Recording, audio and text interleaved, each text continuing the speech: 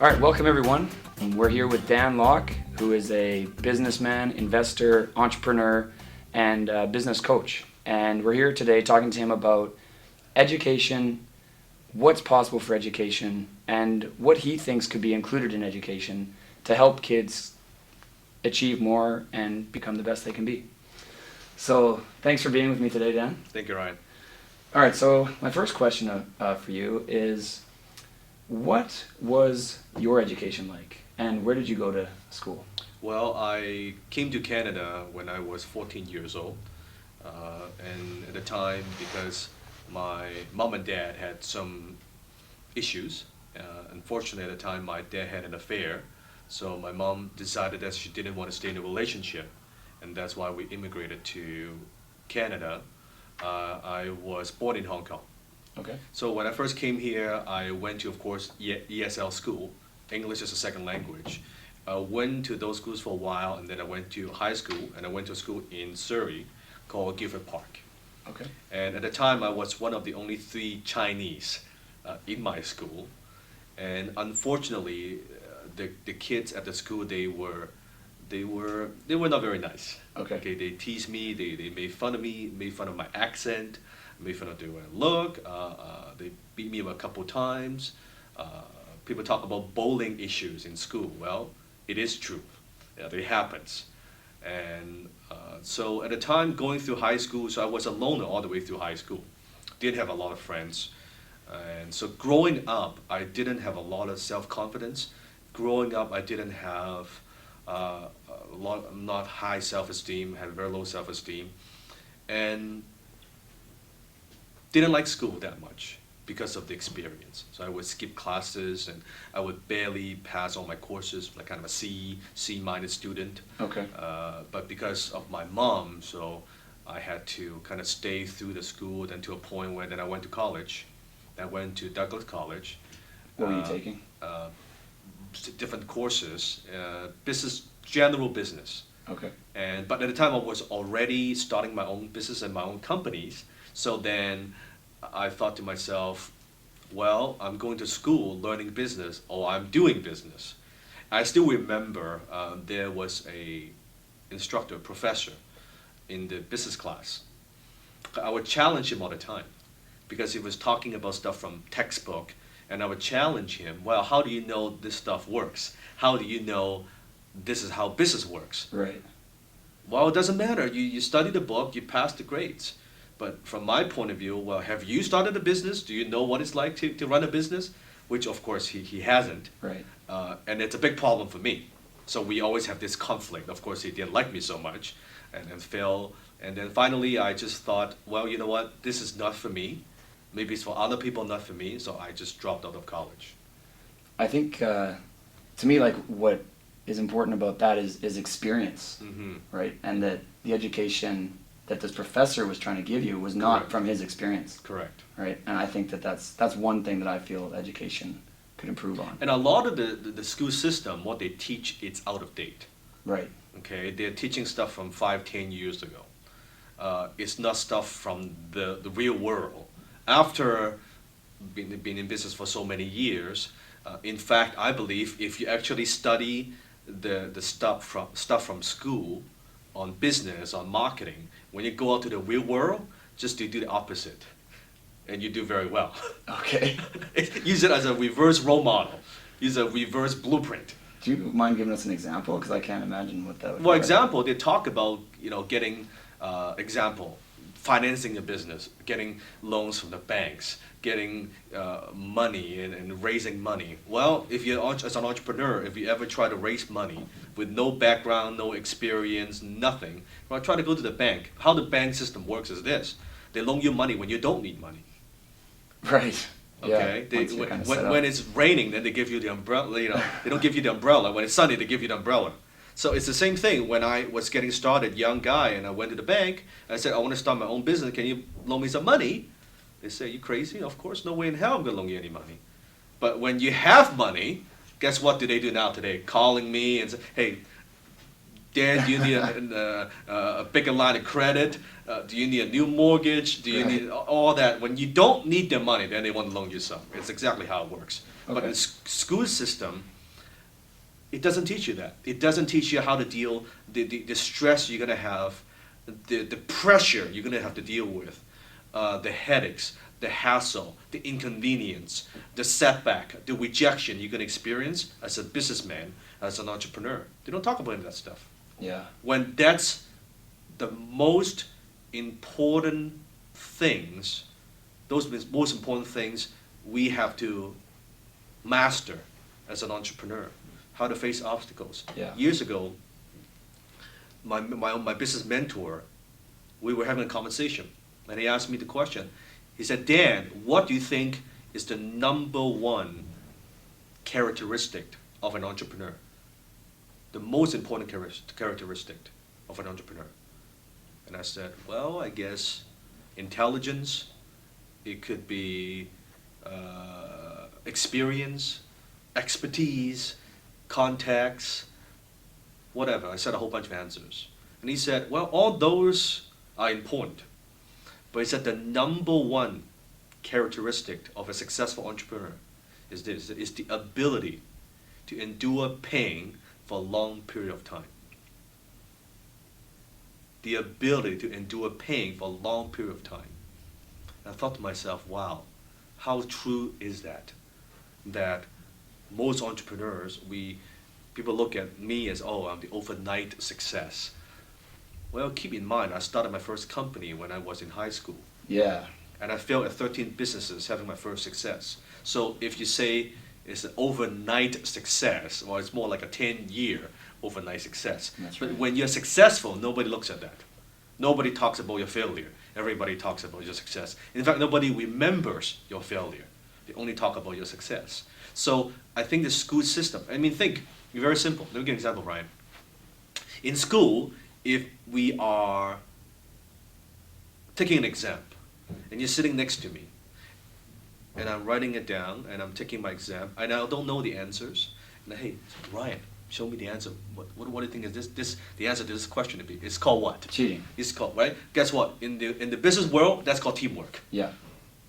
Okay? So in the business world, we learn from our mistakes. But in school, we punish students for making mistakes. Right. But in business, it's all about, hey, you know what? Let's get this product in the marketplace. Let's fail fast. Let's test it out. If it doesn't work, let's not waste our time. Let's move forward. It's about failing fast. Right. In school, the school system punishes students for making mistakes. So guess what? When they go out to the real world, oh, I don't want to make mistakes. Yeah. I don't want to screw this up. And they stop progressing. They stop learning new things. Would you say that that is kind of characteristic of what you might consider like the employee mentality Yes, versus well, the whole entrepreneur? entire, I mean, you can talk about the history of the school system, how that all started. It's basically a group of wealthy individuals, and you notice why they donate to all this library and all that. If you actually study school history, how that whole system came about, it's all these industrialists, all these tycoons. Right. Wanting to make workers. That's correct. Yeah. They want to, hey, guys, we need some workers, man. Well, let's donate some school. Let's produce like assembly line. Let's produce some workers. Let's make sure we educate them not to be like us. We don't want to encourage entrepreneurship. We want them to, be programmed and conditioned to have that safe, secure job, have the safety net. That let's sell them on the idea of the 40-year plan, the 45-year plan. That they work until 65 and then they retire, and then we give them the retirement, and then so we have steady workers, laborers working for us. All right. That's how it came about. It's very, very simple. It's a group of guys, wealthy individuals saying, hey, let's do this. Yeah. That's how. So why would the school system encourage you to take risk? Why would the school system to encourage you to think outside the box? That's not the intention. Not at all. Well, I like that. I mean, I think that's a pretty truthful message. Yes. I think that's going to be a pretty big message for some people. All right, so I guess my next question that I had here was, what do you see as the purpose of education then? I think the purpose of education, because I believe all types of knowledge ultimately leads to self-knowledge, is to understand yourself. What are your strengths? What are your weaknesses? What is your purpose? What kind of value are you here to contribute to the world? Not just make a living. Not just make a living. I think the education system should teach students and individuals realize, hey, what are our gifts? How can we make the world a better place? How can we deliver value to the marketplace? How can we be the best that we could be? Not just academically. Because right now, again, the school system, if you're not good with memorizing things, if you're not good at math, oh, then you're a bad student. But now there's so many research out there, people can Google on the internet, there's so many different forms of intelligence. Not everybody's meant to do just be an accountant or be a lawyer. What if the person has talents to be a dancer, to be an athlete, to be a singer, to be an inventor, to be whatever? But now we just think of, again, still the school system is still, okay, one form of intelligence, when we know for a fact there's so many forms of intelligence. But how come we don't nurture those? Right. How come we don't encourage students to develop those skills and talents? Again, it goes back to the original idea of the school system. And people recognize that, and people, I believe, they're changing that. On the YouTube now, you have the Kang University, of course. Yeah. Okay, that's why it's like exploding. People say, you know what? It's a better way to learn. There's a faster way to learn. There's a more effective way to learn. There's a more fun way to learn. And people recognizing that. Also, more people are now doing homeschooling because they don't want their kids to be poisoned by the whole school system. They want, you know what, I'm going to take care of my own kids' education. I'm going to teach them, learn how to write, learn how to speak, learn the basics, but the important education, I'm going to educate my kids, what they need to learn to survive and prosper in the real world. I like that. So, getting back, I guess, a little bit to your experience in the school system, how do you think that the school system helped you, and how do you think it hindered you? I think it hindered me more than it helped me. Well, but I didn't stay in the system too long. Right. And even back when I was in school, I learned how to write and then how to, the basic, how to calculate 1 + 1 and all that. It's all good. But quite frankly, a lot of stuff that I learned, unless you want to be a scientist or anything, chemistry classes, calculus classes, I don't use those things. That's right. 95% of what we learn, we don't use. So from my own experience, I actually developed my skills and acquired knowledge through other forms, i.e. reading books, i.e. attending educational workshops and seminars, learning from just talking to people, talking to successful people, learning from my personal mentors. I found those are better ways to learn. I'm not a guy that likes to sit in a classroom and this professor lectures for 2 hours and I'm trying to stay awake and I'm just falling asleep. I can't learn that way. And that's also why you've been to my workshops, and I like to be interactive. I like to make it fun. I like people to be engaged. I like people to think of their own answers. I like them to participate. Right. So as a speaker, now as also a trainer, you could say, that's what I like to do, because I believe people learn better through participation, through activity, through games, through interaction. Well, that's a perfect lead into my next question, which is that schools today usually use a lecture-style approach. Yes. How do you think that students need to be taught? I think it's through instead of just giving them the answers, hey, you should do this, and you do this, and you remember A, B, C, and D, but now we know there's so many possibilities. What do you think? Let them interact. Let them come up with things. And what are the different things we can solve, what different ways we can solve this problem? And have them discuss, have them brainstorm, have them play games, have them engage with different activities. So instead of, example, okay, well, here's how you build a company. Here's how you build a business. Textbook, okay, number one, you do this. Well, let's take them to a company. Let's visit a company. Let's visit FedEx. Let's visit Microsoft. How do they do it? Talk to A senior manager, what are the day-to-day challenges? How do you see this company grow? And what works, what doesn't work? What are the biggest mistakes you've made? I think they'll learn infinitely more that way. Through observation, through interaction, through questioning versus just here passively sitting there. Yep, take notes, yep. They don't get anything. Yeah. No. And it's not fun. No, it's not. No. Yeah, and we do it for a long time. That's correct. So if you could design a high school, what subjects would you include? So many. I would include way more, I think, communication skill, because I think we are not taught. At the end of the day, it's about connecting with people, interacting with people. So I think people skills, I would add on like communication classes, public speaking classes, because I was a very shy kind of kid. Now it's tough to imagine today, but imagine back then when I was high school, right. I had three friends. I was very shy because my English wasn't that good, and I was very isolated. But then later on I joined Toastmasters, right. which then I learned how to speak to groups and develop my confidence. Then I could meet more people. I could enjoy the conversations more. So through public speaking, that has helped all areas of my life. So, and you see how kids are nowadays, of course, more social media, digital age, and we all almost get addicted to the technology. And I love my iPhone, don't get me wrong, but we're so addicted to the technology that we don't connect with people anymore. And I think teenagers nowadays, they're losing that basic people skills. You know, it's funny. Sometimes I see people in a cafe, 2-3 friends, like this. Yeah. They Facebook each other. They text each other. Right. Like, what the hell is this? Yeah. Like, can't you? They can't even have a normal conversation anymore. They don't know how to have a normal conversation anymore. I think that's not healthy. Okay. That's all. So communication, public speaking.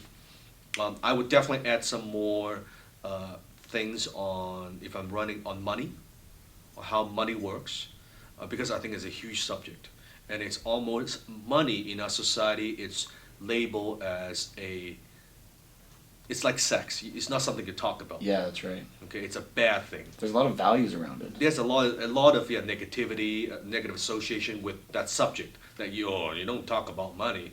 Well, guess what? Most people spend our entire lives working for money. Yeah. We have no clue how to manage it. We have no clue how to save it. We have no clue how to invest it. So how do we get information on the subject of money? Well, mostly it's from the media, which is, guess what? From the employee, right? They also control. The control, yeah. And basic control by all these companies, credit card companies, any of these companies, spend money, get into debt. Yeah, every time like you hear on the news like that we need to boost the economy, it's always about going out spending more, money. right? But they don't talk about, well, how do you create wealth? Yeah. How do you invest money? How do you manage your money properly? And that's why we have all these now, even the States, Canada, saying credit card problems, and even the government have debt issue. It's because of that attitude. Right. So I think money, how the world works, business, but also some creativity. Just like that's why I love TED Talk. I love TED Talk because it gives you a different perspective. Hear from these great thought leaders and thinkers and leaders and genius. How do they view the world? And it could be on any subject. Isn't it fascinating? It's amazing. They talk about all types of subjects, but just on human potential or any of these things. I think we need to be exposed to more of those. You know what? There's way more knowledge than just what you're seeing in a textbook. Yeah. It's just such a big world.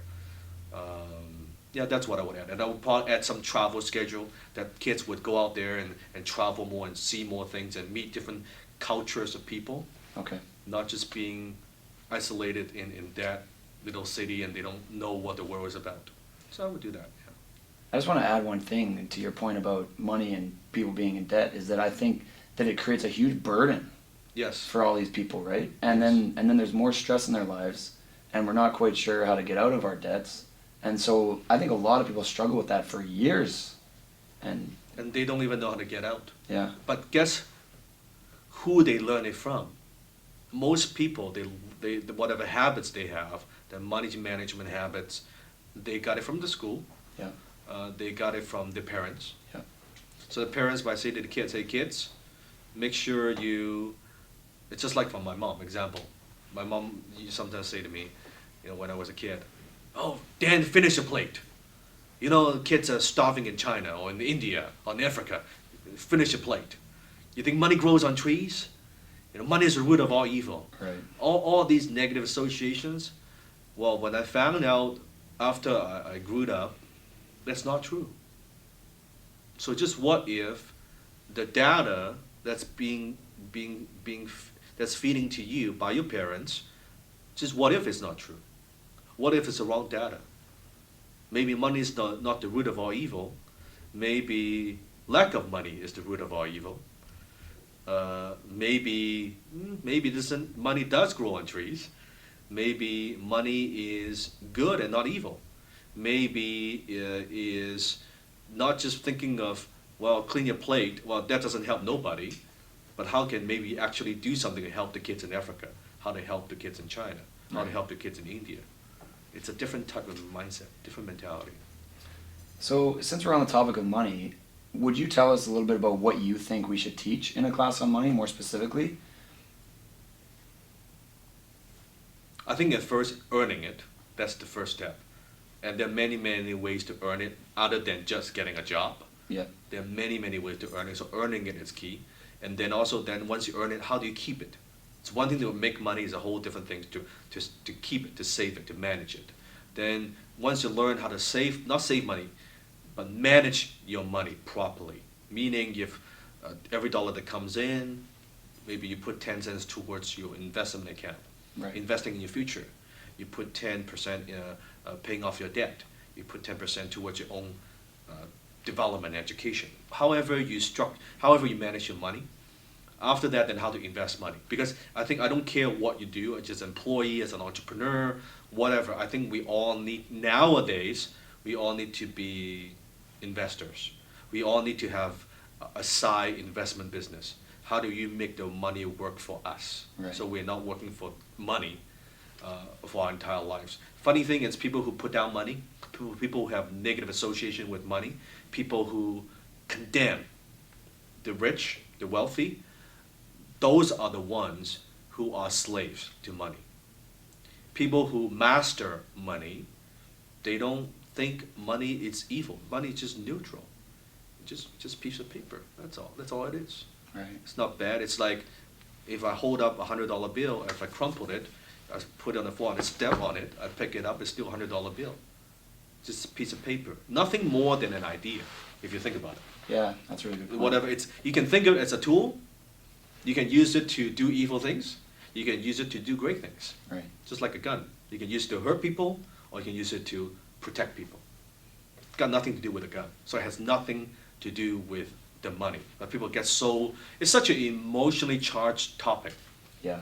We get all crazy about it. Yeah, religion, money, politics. All that. Yeah. All that. Okay. I'm curious now because you mentioned before that about 95% of what you learned in school you feel you don't use. Correct. So would you then, in your opinion, get rid of a lot of what we're teaching in terms of chemistry, math? No. Okay. No. But I think we need more. So, because we need scientists in school. We need doctors, we need lawyers. But we also need to nurture other talents. Okay. How come there isn't a class on how to be a rock star? How come there isn't a class on how to be a swimming teacher? I don't know. Like there are many, many talents, many hobbies, how to be a professional pianist. Why is it not in the school system?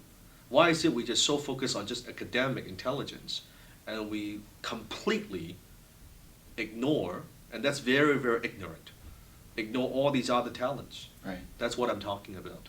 Keep those, because there are people who like science. We need those people in our society. Great, do that. But what about, I've no interest being a scientist. Why am I spending all my time learning things that I don't like, that I hate, that I'm not even going to use? And people spend 1 year, 2 years, 3 years, 4 years of their life learning stuff you'll never use. Why not spend that 4 years learning stuff that I love, I'm passionate about, that I would love to build a career in? Why not do that? But we're so restricted to, nope, 101, 202, you got to take these courses, requirements, Right. mandatory. But says who? You know, I've talked to a teacher friend of mine, and I've kind of discussed something like this, and he thinks that it's a lot of kind of insecurity, Yes. right? Because if we don't do that, the academic stuff, I think we're not sure if we can make it, you know, without, like if we want to do art, you know, or we want to be a dance teacher, like, Yes. like how are we going to do that? Like, how are we going to make money, right? Mm-hmm. And I think that as people, we have a hard time connecting the dots about how to get there. And I think that stops a lot of us. But if you look at the fact, that security is an illusion. Because if there is such a thing as a security, then why are so many university graduates can't get a job? Why are so many MBAs desperate for work? Why PhDs can't even work in the lab? You tell me. So that doesn't work. Especially now things are changing so fast, it doesn't work. Somebody asked me the question, if they want to do business with me, Dan, do you have an MBA? And I said, well, I have an MBA, but it's not the type of MBA you think about. I have a massive bank account. You know, does that count? So marketplace pays for value. Right. And what determines your value is your skills. If you have skill sets that you can deliver value to the marketplace, you can produce results for people, you can solve a problem for them, the marketplace will always pay you for that. Versus now all the students, they think I have this certificate, I have this diploma, I have this degree, and this piece of paper would get me jobs. Right. Not true. Yeah, that's a really good point. It's not true. So it's an illusion. It's not true. Yeah, it's just a receipt. That's it. That's it. And that's almost nowadays, that's just the starting point, my friend. Yeah. The school starts after you graduate. But funny thing, I forgot what the numbers was, but it's like 80% of adults after they graduate from university don't read another book. Some crazy numbers. Okay? So if you think about that, most people stop learning. Oh, I'm done. I graduate. Don't need to learn anything. Don't need to read another book. Don't need to educate myself. And that's the problem. It's a wrong mentality. You know, in my opinion, that's because of we're teaching them stuff that they're not interested in. Correct. And I think that if we do kind of some of the things you were saying, we excite them, get them involved in stuff they enjoy. Yes. I don't see why kids wouldn't love it. That's it. And Why continue to do don't it. we take the time as simple as when they get into the system, let's say before they go to university, instead of parents, hey, you should take this or you should take that, why not do a survey, do a test, find out what are their natural talents are, what are their personality types, what they should focus on, what they would naturally excel in. It's as simple as that. But nobody does it. They try to fit them into this box. That's right. It's as simple as nowadays there's so many strength, like there's a book out there called Strength Finders, a lot of different personality tests. If the person is naturally outgoing and love to talk to people, why do you, just because the parents think you should be a doctor, you should do this, or you should be a lawyer? No, no, I want to do something else. I want to be a traveler. I want to do all these other things. But the system doesn't allow you to do that. As simple as that. Finding out, how about just having a simple conversation, for God's sakes? What do you want? What's your vision? What inspires you? What excites you? Treat them as an adult. Right. And I think you'll be amazed. I think a lot of students, they do know what they want, but they suppress it because the norm, because society pressure, because parents, of course. Parents. There's a certain way of, you should do this, you shouldn't do that. Right. But parents, same thing. You never ask, what do you want to do when you grow up? Not what my expectation for you is, but what do you truly want? Right. That's a very good question to ask. I want to get into a little bit about the actual kind of planning of education now. Because, like I'm doing with you today, I'm talking with a businessman. Yes. And I don't think education has done that Mm-hmm. in a big way. I Yeah. think for the most part it's sort of, it's the teachers becoming administrators Yeah. and then going and trying to redirect the curriculum, right? Yeah. And I'm wondering, just from your experience, who do you think we should kind of include in the discussion about where education should go? I think just more professionals, more professionals from all types of industries, that they can contribute. Example, I'm an entrepreneur, that we can contribute to the system of how can we make this better? How can we make more efficient? Even now, the whole school system, as you know, that this is the public school system. It's not rewarding, and don't get me wrong, I have a lot of respect for teachers. I'm a teacher myself, Yeah. a different type of teacher. But the system is not rewarding better performance. It's not rewarding creativity. The teachers are doing a lot of stuff that there's nothing to relate it with education. Bogged down by all these details and tasks, when their job is to inspire and nurture the kids. But they only spend only small amount of time because they got to do all these other things, right? Right. So I would say with the existing system, different professionals from all types of industries. Just imagine having a mastermind, having a brainstorm of that what could happen. Right. It's like TED Talk. Why is it so fascinating? Because it's all types of people, all kinds of topics. It's not you don't know what they're going to talk about. Yeah. You don't know what the speaker is going to say.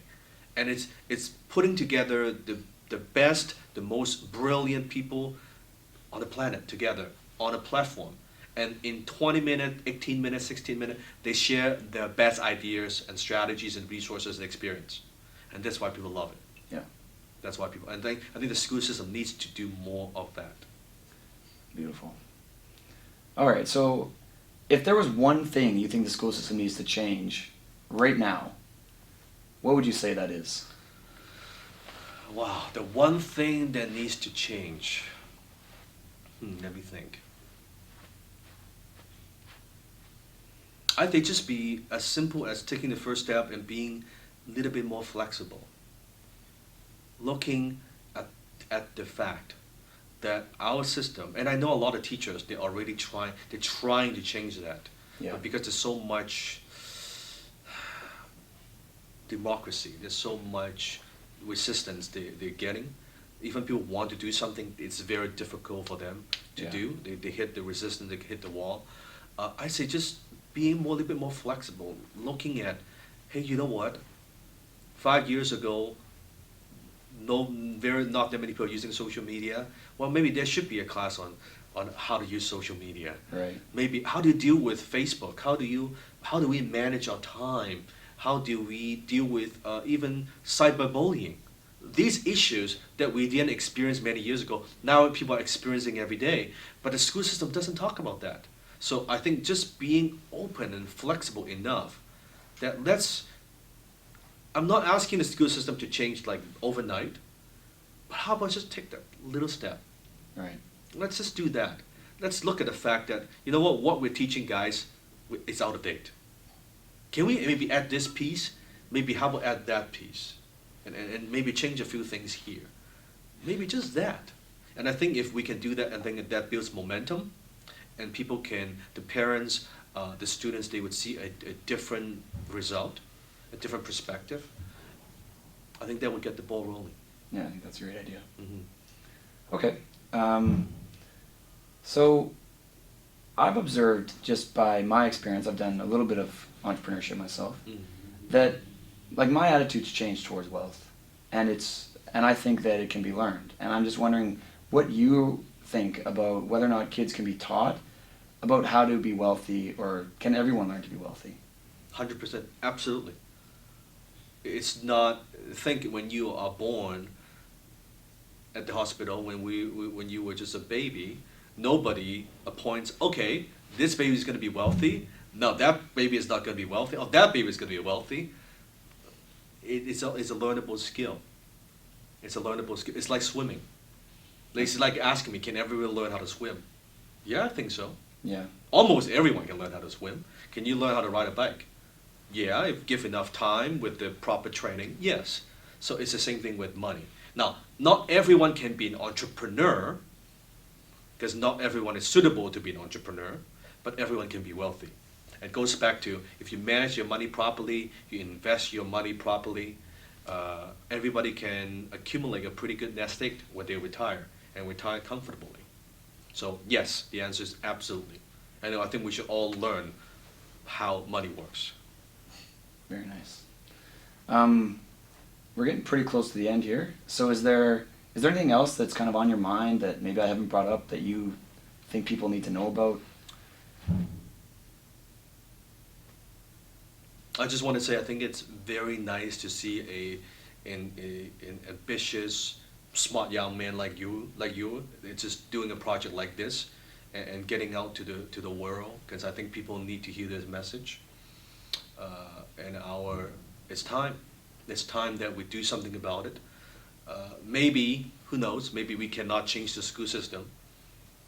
It's very difficult. But maybe we can inspire enough people, we can get them to maybe make some changes in their thinking. Maybe to take more responsibility for their own education, not just formal education. Right. Maybe as parents, we can be a little bit more open-minded. If we have done that with this interview, I think this project is worthwhile. Wow, thank you very much. You're welcome. Okay, well, I think that's about it. Good. I just want to say to Dan, thank you very much for being here today. I found it fascinating, and I'm hoping that everyone watching this will as well. So thank you very much. Thank you.